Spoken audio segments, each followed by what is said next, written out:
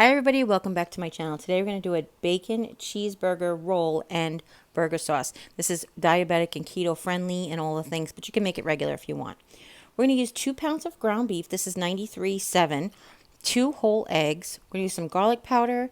We're going to use whatever kind of cheese you like. 1 pound of bacon. What I have for cheese here is like a Kraft Singles, Jim likes sliced Havarti, and I have white American on mine. And then we're also going to use the key ingredient is going to be this Lipton Beefy Onion soup mix. You're going to need a couple of cookie sheets for forming and one to cook on, as well as some parchment paper. But we'll get to that when we get into the instructions, okay? Now, I did say we're also going to make a burger sauce, but the ingredients for that will come up when we're ready to make that. First thing you need to do is preheat your oven to 350 degrees. I mentioned that this is lean ground beef, so there won't be a lot of grease left over, but we will have a lot of moisture come out, and there will also be some grease left over from the bacon. But this can sort of be like a meatloaf, but better. I don't know. It just is amazing. I was looking up sort of ingredients. It came up from BuzzFeed on my device in my kitchen, and Jimmy said, that looks amazing, and basically I looked up recipes, and recipes had like ham and spinach in them. It was weird. This does not. This is basically just a seasoned hamburger with cheese wrapped in bacon, because my family likes it plain. So I've taken the 2 pounds of ground beef. Again, this is 93.7. This is lean ground beef. 2 eggs. We're going to use the whole packet of Lipton Beefy Onion soup mix. The whole packet has I remember. The whole packet has 4 carbs, but the 4 carbs is going to be spread throughout 8 slices. So really each slice has whatever carbs you're going to get from cheese plus a half a gram of carb from the onion soup mix. And then you're just going to mix it. I also sprinkled in some garlic. That's optional. The last time I made it, I didn't use garlic. This time I did. My family just are really big garlic people. I guess any way you would season your hamburgers would be great. Montreal steak seasoning would be great in this if you guys can tolerate that, okay? So you just really want to incorporate it really well. And normally you don't want to overmix meatloaf because then it can get tough, or meatballs for that matter. But for this, we're going to overmix it. Because we don't have any bread binder, because we want to stay at carb keto and we don't need the extra bread, we kind of want it to make a congealed situation. Now, this is a little wet. If you find it wet the first time you make it, it's still going to come out really well. If it's too wet when it's done cooking, for some reason you have problems, you can always reduce the eggs or add more meat or whatever, like just basically balance it. But again, this is a recipe that I kind of made up off of other people's recipes, and this is only my second time making it, so I figured I'd share it with you. So now I've taken I have 2 small cookie sheets that are going to help me form this. And then I have 1 big cookie sheet that I'm going to cook it on. Depending on your family and the size, this one is about, I think I said it was 15 by 11. I think I measured. And the other one that I'm going to cook on, I think, is 17 by 15. But I'm not 100% sure. Don't quote me on that. But basically, the reason we're doing this is we're going to take a piece of parchment paper. We're going to try to spread the meat out as best as we can. Then we're going to take a second sheet of parchment paper, put it on top, and then we're going to squeeze it between the 2 cookie sheets. And the reason we really want to do that is because we want to get this as even as possible, so that it bakes evenly. My family doesn't really care for, well, my mother-in-law doesn't really care for rare hamburger, so she definitely wants to have it cooked through. I'm showing you, if you don't have a second cookie sheet, I use the box of parchment that kind of walks it over, but definitely having the second cookie sheet is going to be the way to go. Now, I was just showing you there on the side, the meat is already coming up the side of the dish, so it probably will ooze out a little bit, but you can always fix that once you wrap it, okay? And I'll show you how to do that in a minute. So you can see I'm just trying to press evenly, and when I do take the first cookie sheet off, you can see how perfect and even that is. It is coming up a little bit on the sides, but that's really okay. Now, we tucked the parchment paper under the first layer of meat because we want that to stay clean, because it's going to help us roll. Now, as far as the cheese is concerned, use as little as much as you want. The only things that I have to give advice on is, if you like it cheesy, start your cheese all the way on one end and leave about an inch or 2 on the other end. If you don't like it as cheesy, leave your inch or two on both. Having the cheese go all the way to the end is going to have the cheese go out onto the bacon.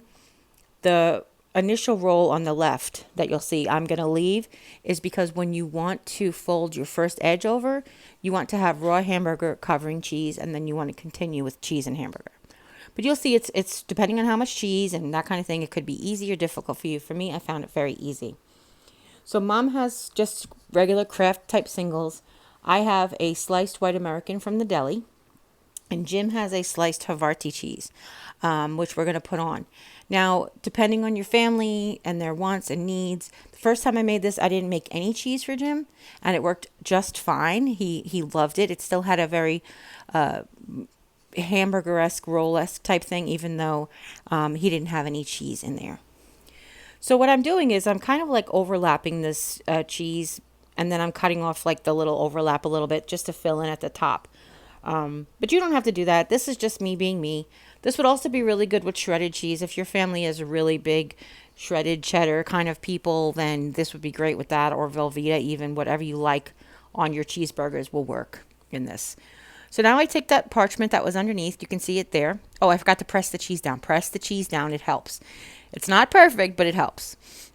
So all I'm doing is I'm just making a roll. I'm pulling up the paper. If you've ever made a Swiss roll, or I think Swiss roll is really the only thing I think of, like a Yule log. It's that same type of thing, jelly roll like that. And then you're going to keep going. Now I told you this cheese is going to be sticking out, and you want to have that cheese facing down when you go to bake it. But for right now, it's okay wherever it is, it's going to be. You see, I just flipped it over. Now you're also going to tuck in the sides a little bit just to help make it a little bit more compact on the side. So this is the pan I'm going to actually bake it on. It is a little bit bigger, but if you don't have a pan that's bigger, you can actually bake it on the diagonal, and that would be totally fine. This way, you have room for the meat, as I guess, so it won't touch the edge of the cookie sheet. So now this is Walmart's Great Value brand bacon. It's 1 pound package. Depending on your bacon strips, you should get enough to fill the whole roll, the 13 inches or 16 inches, whatever it is. But depending on the pan and the size that you're using, you may need more bacon. But what I'm just doing is on the parchment paper, starting at the center and working towards me, I'm just laying them. You don't want them to overlap because you won't be able to weave them. And you want to just lay them next to each other the entire way. Now, I ended up getting enough slices in here. I want to say it was like 16 slices. But the first time I did it, the bacon was thicker, and I had enough slices for the 8 pieces that I cut it in. So it was like only 8 rows across. But this one is a little bit bigger. I've just made it a little thinner and longer because my family really enjoyed it, and I thought we could have more leftovers if I stretched it. So now, just like basket weave, I'm flipping every other piece of bacon up, taking a long piece of bacon. If your bacon doesn't stretch the length of your meat roll, then you can warm it with your fingers, and it will stretch a little bit. And even though it'll shrink when it's baking, the other bacon will hold it in, so it won't like really come apart on you.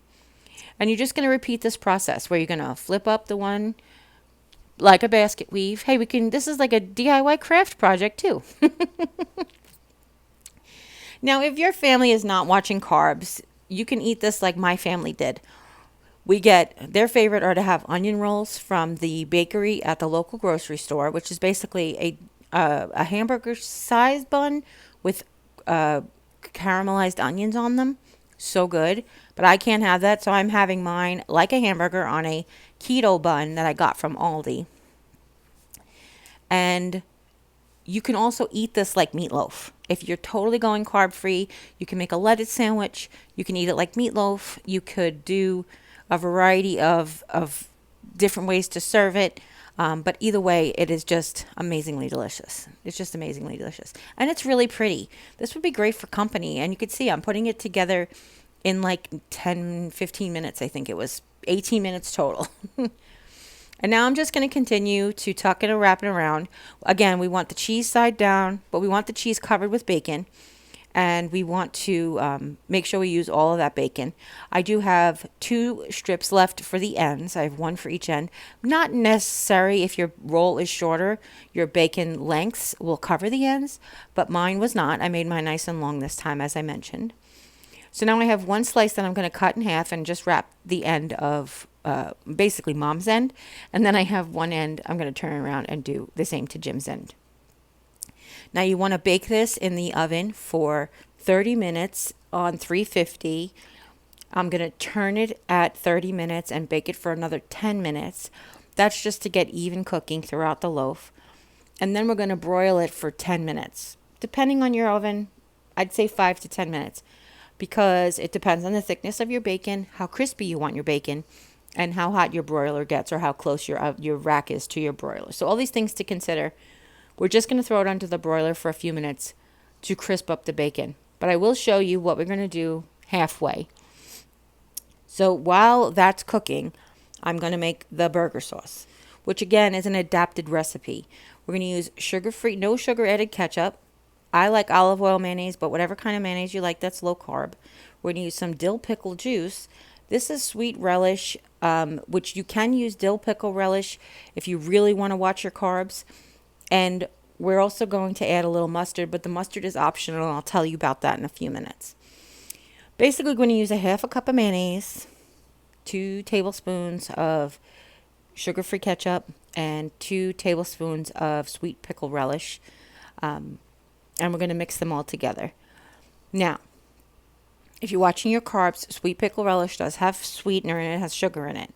I found sugar-free gherkins at my grocery store, so maybe you can find a sugar-free sweet pickle relish. However, they do make dill pickle sauce. Pickle sauce? Yeah, they do make dill relish. If you use dill relish, you just can use some of the dill juice from there. But really, putting the pickle juice in here is actually really what makes it taste more like mac sauce than just Russian dressing. My mouth is watering thinking about it because it's so good. But because I've grown accustomed to having mustard on my burgers, living here in the Midwest, I also love mustard. I also add some French's yellow mustard to it, which is not really French's, it's Berman's, but you know what I mean. So it's 2 tablespoons of sugar-free ketchup. No sugar added ketchup, Jerry. Geez. I just like the Heinz. I think that there's 1 carb per tablespoon. So if I ate all of this sauce, I think it's this whole sauce, if I use dill pickle relish, will really only have 2 carbs to drink this whole bowl of sauce. But of course, you're not going to drink this whole bowl of sauce. And even with this amount of pickle relish, it's really a very minimal amount of carbohydrates. Okay? So this is the dill pickle juice. You can measure it. I'm measuring it with my heart. But I would start, if your family likes it, I would start with a teaspoon with this proportions and then taste it. You can always add more, but you can't really take out more. And then I gave it just a really quick squirt of mustard. Again, like my family really does. Well, my family, me and Jim, really do like it with the mustard in it too. But it's good either way. Okay? So if you just want to pull some off to the side one day and try with a little mustard, go ahead and give that a shot. Okay? But this is a really good low-carb burger sauce, okay?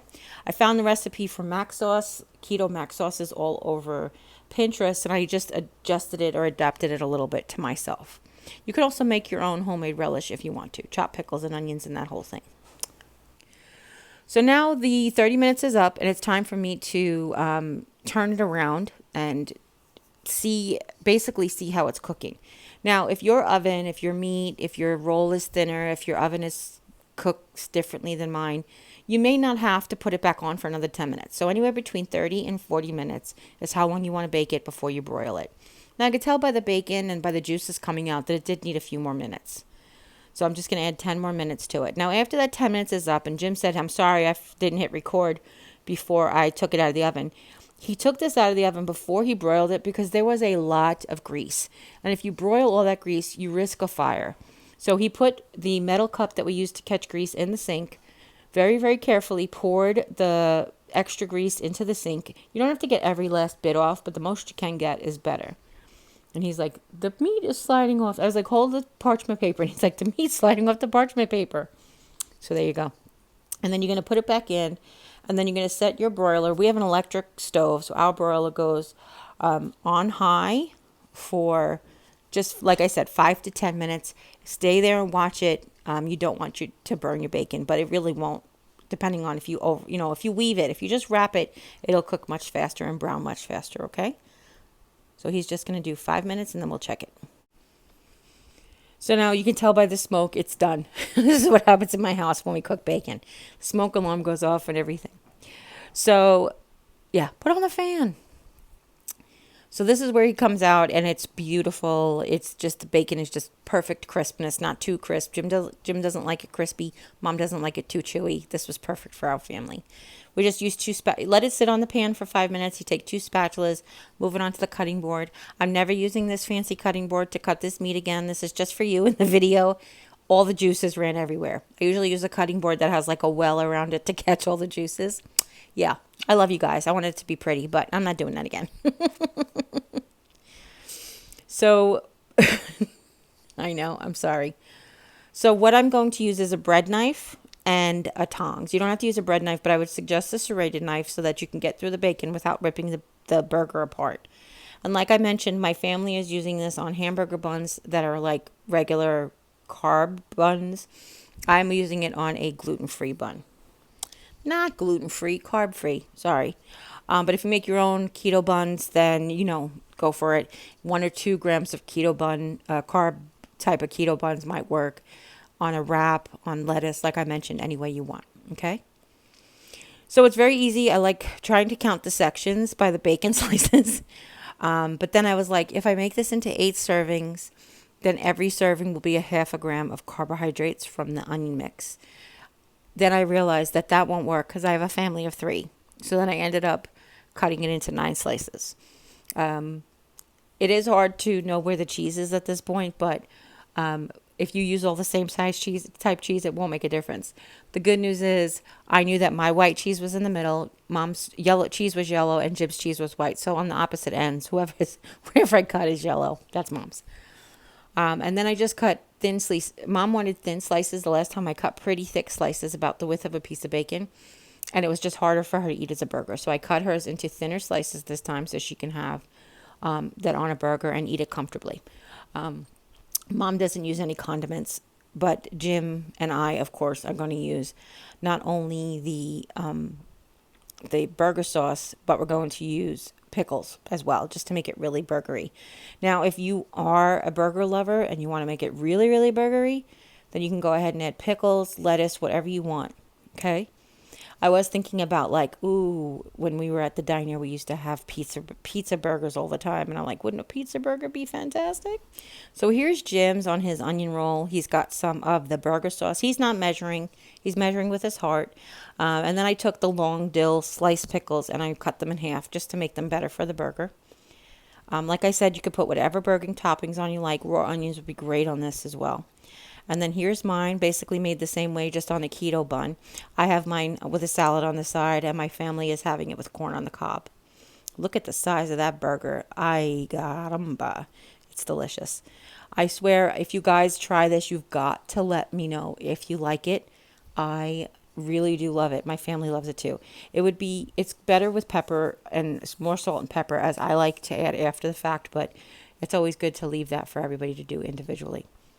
Now, this is a different addition to this video. I'm actually going to share with you how we like to heat these as leftovers. So the night that I actually prepare it, I cut all the slices, and then we refrigerate the slices in everybody's individual little containers. So like Mom can have her cheese, I can have mine, and Jimmy can have his.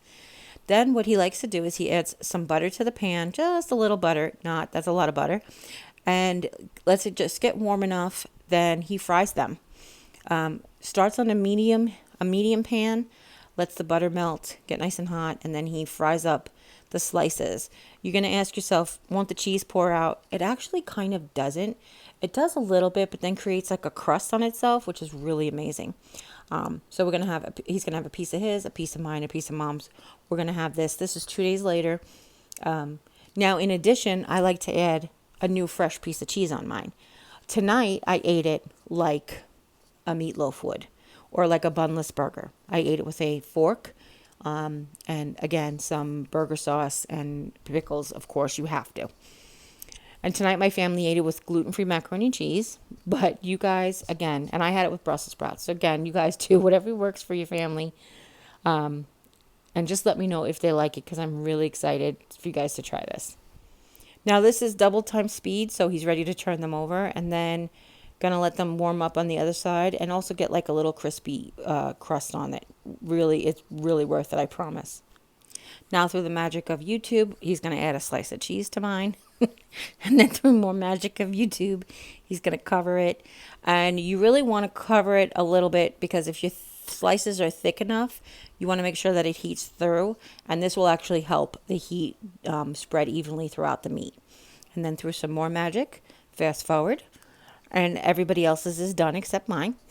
No, he's going to serve mom first. Mom, it takes the longest to eat, so she always gets her food first. Plus, she's the mom, so. And then he's going to make his, and then it'll bring me mine. So if you guys have any suggestions to alter this, I would love to hear from it.